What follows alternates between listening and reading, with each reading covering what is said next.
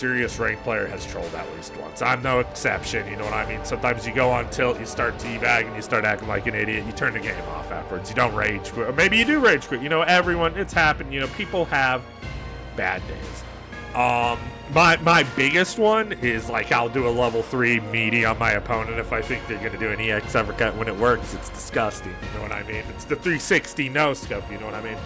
But then there's, it thrives on the personality, you know? You're supposed to flex a little in fighting games, but when that flex becomes your identity, when winning mentality outweighs actually learning, you stepped into troll territory. That's what I'm getting at. So don't feel bad for showboating, you know what I mean? We're playing fighting games, bro, but the moment you start needing your opponent to be angry for you to feel good, you lost the entire perspective. You need to go seek therapy, bro. What's up, party people, and welcome back to our ranked adventures with a side of yap. And today we're gonna be yapping about some ranked trolls in Street Fighter 6. Every fighting game player knows that feeling. The points, the visible rank badge, the profile flares, the titles, whatever the hell you get, it all feeds the story the players tell themselves. I'm good at this game. I'm worth the best players in the world's respect. I am the best player in the world. And then the second that image cracks and you beat their ass, their ego scrambles to regain control of everything. This is where trolling takes its roots. When players start losing and can't handle the blow to self-image, the instinct is to rewrite the narrative mid-match. You didn't outplay me. I was just messing around. Suddenly, the teabags come. Teabag is a shield, a way to show their detachment, to pretend the outcome didn't matter. In psychology, this is called self-handicapping, a behavior that protects your ego from failure by framing the loss as voluntary or irrelevant. On another level, trolling is an act of control. Fighting games demand precision and restraint, and for many, that controlling is exhausting. Trolling through taunts, teabags, emotes, bizarre character actions, jump back a million times. It's a form of rebellion. It's a reminder that the player isn't just a pawn inside the MR system. They can break the script. They're in control. They're the best. Psychologists call this reactance, the emotional reaction to feeling constrained by rules or expectations. When ranked pressure builds, some players push back.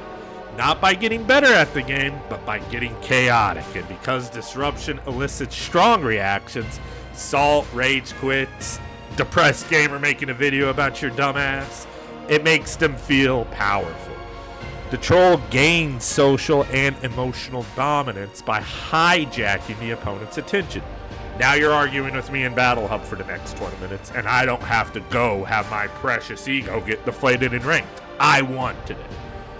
That's why ignoring trolls is so effective. It starves them of the feedback loop they crave. No reaction equals no reward. The moment you type, "whoa, cringe," you've already paid the troll toll, man. He's already won. The rank ladder itself, I talk about this all the time in my video. It's designed around variable ratio reinforcement, the same psychological schedule used in casinos. Wins and loses come unpredictably, and the uncertainty keeps players hooked. Even small wins feel euphoric after a losing streak. People often argue in Street Fighter, it's like, oh, it's all about, what do you call it? It is, oh my god, what is the word for it? My brain! Consistency. See, I could use dots. Consistency, you know, like, oh, if you're, you know, consistent 1800 MR player, is it really, you know, unpredictable? And it's like, yeah, I fight the same 1800 MR player 11 times a night, you know what I mean? And we go back and forth and wins. We don't know who's going to win at the outcome. It's not the same as playing a 1500 MR player. It goes up and up, you know what I mean? It's the same thing with poker and stuff. You know, the best poker in the player world's probably not going to lose a bunch of money to you at the table. So, in a sense, trolling is a shortcut to satisfaction. In a system that otherwise punishes inconsistency, it's like speed running the serotonin. Less work, same buzz, no pants on the whole time. So the uncomfortable truth is every serious ranked player has trolled at least once. I'm no exception, you know what I mean? Sometimes you go on tilt, you start teabagging, you start acting like an idiot, you turn the game off afterwards. You don't rage quit. Or maybe you do rage quit. You know, everyone, it's happened. You know, people have bad days. My biggest one is, like, I'll do a level 3 meaty on my opponent if I think they're going to do an EX uppercut. When it works, it's disgusting, you know what I mean? It's the 360 no-scope, you know what I mean? But then there's, it's just, it thrives on the personality, you know? You're supposed to flex a little in fighting games, but when that flex becomes your identity, when winning mentality outweighs actually learning, you stepped into troll territory. That's what I'm getting at. So don't feel bad for showboating, you know what I mean? We're playing fighting games, bro, but the moment you start needing your opponent to be angry for you to feel good, you've lost the entire perspective. You need to go seek therapy, bro. Because if that's where you're getting your jollies off, I mean, you need to talk to somebody. I'm just going to be completely honest, dude. So the best way to fight the troll is to not make them your focus. Trolls try to not make them your focus of your fucking YouTube video. You know what I'm saying? Trolls thrive on mirroring, dude. They reflect your emotions back at you. Stay calm when they flounder, and you can almost feel them deflating, dude. Mental resets for ranked are a necessity. I tell everyone play for 20 minutes, take a 5-minute break. You got to set these emotional boundaries to reset your mental stack, especially in Street Fighter 6, because it's just tough, man. It's a hard game. And it's not a bad game. What people call this game random and shit. It's not. They're just, you know, like I said, it all comes back to these coping mechanisms and their egos and stuff. It's a hard-ass game, bro. And you just gotta keep your focus, you know what I mean? There's a reason why the best players in the world are the best players in the world, you know? Trolls can drain your focus with mind games, and the best players in the world are looking to do that in the highest level, too. If someone like Tokido could fuck your brain up while he's fighting you, that's an immediate advantage, you know what I mean? So, Street Fighter's ranked mode, it really is a perfect storm for psychology, because you have, like, the public metrics, that MR, dude, people hold that number to such a high regard. It doesn't matter what you placed in a tournament. It matters if you got 2,000 MR or not. You don't got 2,000 MR, don't fucking at me, bro. There's dog shit rewards. You get, like, a color. This season's red, though, so I'm kind of into it. Man, is your ego vulnerable in this game, you know what I mean? Anyone could DI your dumbass in the corner. So that mix can make people unravel, you know what I mean? For some, the rank climb becomes a form of, like, exposure therapy.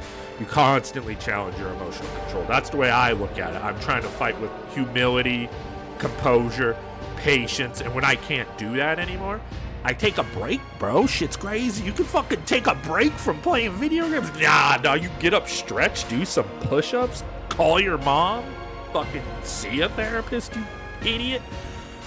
In that sense, trolling is the shadow side of growth. It's the part of play based that hasn't learned to metabolize frustration. Taunting, teabagging, it's all disconnect. It's a reminder of how fragile the competitive psyche can be. You know what I mean? It doesn't matter how good you are. It doesn't matter if you're the best player in the world.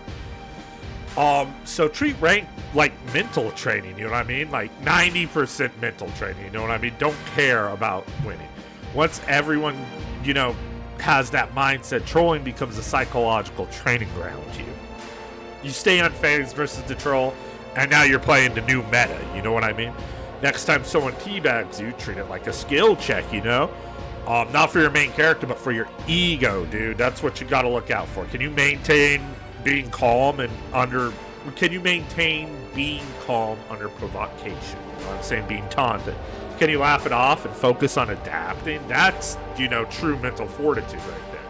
So, in conclusion, you know, trolls are oh, Jesus Christ, I can't even talk. Somebody take me out in Minecraft right now, you know what I'm saying? Trolls are inevitable because fighting games mirror human nature. They expose frustration, your pride, your insecurity, and that poor, sad need to matter to the world, man. Those poor trolls, dude, they just have nothing, you know what I mean? Rank just amplifies those impulses with numbers and visibility. You know, some players collapse under that pressure. Others mutate. They go from MR Goblin to full-on Chaos Gremlin, you know what I mean? But the best players, mentally and mechanically, transcend. They understand that every troll is a symptom of the same thing rank provokes in all of us. The desperate need to matter to somebody, to anybody. You know, it's a cry for help. They don't have anything. If that's where you're getting your jollies off, you know what I'm saying? It's just, you gotta remember it's fucking sad, dude. True victory isn't the windscreen.